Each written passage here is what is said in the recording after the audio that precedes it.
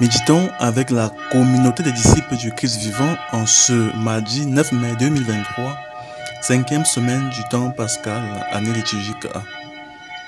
Première lecture tirée du livre des Actes des Apôtres, au chapitre 14, versets 19 à 28.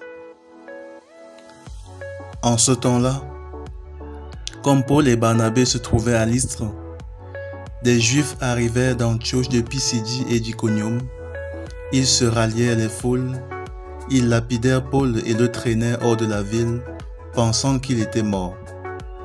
Mais, quand les disciples firent cercle autour de lui, il se releva et rentra dans la ville. Le lendemain, avec Barnabé, il partit pour Derbé. Ils annoncèrent la bonne nouvelle à cette cité et firent bon nombre de disciples. Puis ils retournèrent à Lystre, à Iconium et à Antioche de Pisidie. Ils affermirent le courage des disciples.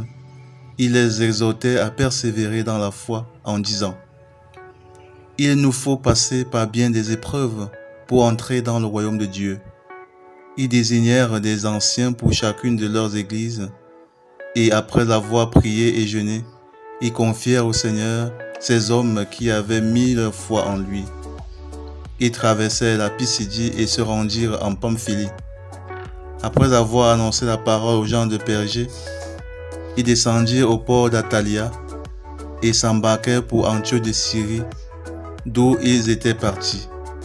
C'est là qu'ils avaient été remis à la grâce de Dieu pour l'œuvre qu'ils avaient accomplie.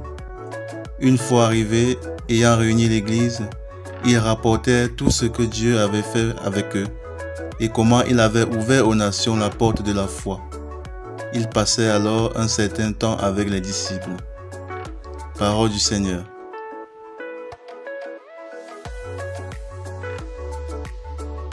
Méditation.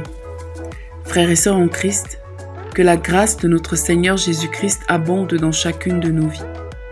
Ce matin, le texte de la première lecture nous présente l'apôtre Paul et Barnabas. Saint Paul, passionné du Seigneur, est battu à mort dans cet évangile. Et pourtant, ses persécutions ne l'empêchent pas d'annoncer avec encore plus de zèle la parole de Dieu. En effet, l'apôtre Paul est battu dans cet extrait parce qu'il annonçait le nom de Jésus. Après avoir été retrouvé par les disciples, nous le voyons bien, il ira dans plusieurs autres villes et reviendra même à Lystre où il a été battu pour annoncer l'évangile. Rien ni personne n'arrive à l'empêcher à parler de Jésus et à convertir les peuples en son nom. Malgré les tribulations et les difficultés, il continue sa mission d'annoncer l'évangile. Il court sans que rien ne puisse l'arrêter. Aujourd'hui, face aux difficultés, aux résistances des autres, aux moqueries, à la pression de la société, nous nous refroidissons dans notre zèle à parler de Jésus ou à être ses témoins à travers notre comportement, notre manière de vivre. Souvent, nous avons peur de proposer la prière, la lecture de la Bible, le chapelet, même parfois en milieu chrétien, parce que nous avons peur de la réaction des autres, de leurs moqueries, de leurs insultes. Parfois même, on nous a rabroués dans une situation donnée où nous étions très encouragés à parler de Jésus et nous avons renoncé à témoigner par peur de représailles.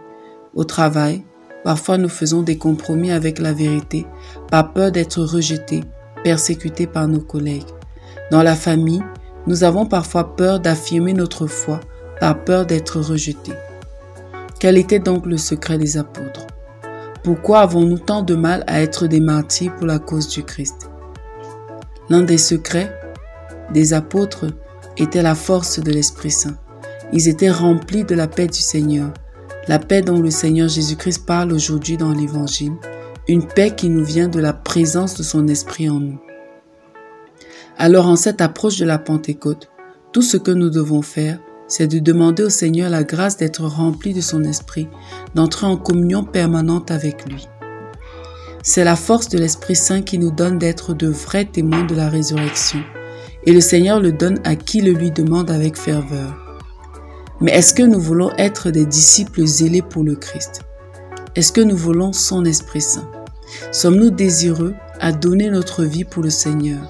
Ce dont le Seigneur a besoin, c'est de notre volonté, notre désir profond de le servir malgré nos faiblesses.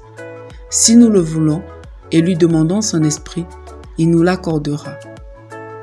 Prenons donc le temps en cette période de préparation de la Pentecôte pour prier intensément au Seigneur en lui demandant son Esprit Saint.